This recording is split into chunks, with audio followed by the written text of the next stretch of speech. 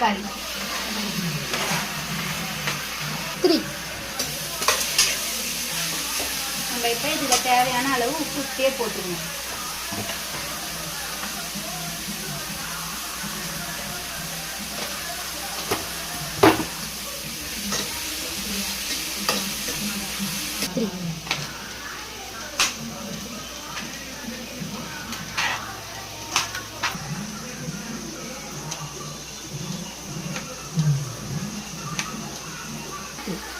இஞ்சி பூண்டு பேஸ்ட் உங்களுக்கு தேவையானது நீங்கள் போட்டுக்கலாம்.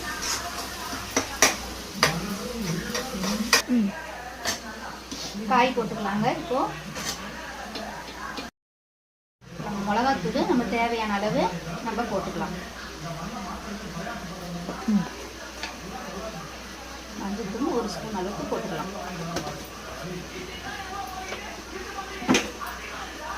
நல்லா வதக்கணும்.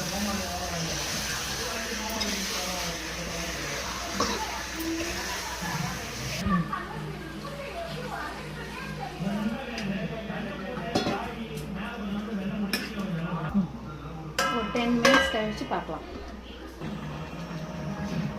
தேவைன்னா புளியும் ஊற்றிக்கலாம், கொஞ்சம் தேங்காயும் அரைச்சி ஊற்றிக்கலாம். நம்ம இப்போ கொத்தமல்லி போட்டுக்கலாம். உங்களுக்கு இந்த ரெசிபி பிடிச்சிருந்தா லைக் பண்ணுங்க, கீழே சப்ஸ்கிரைப் பண்ணுங்க.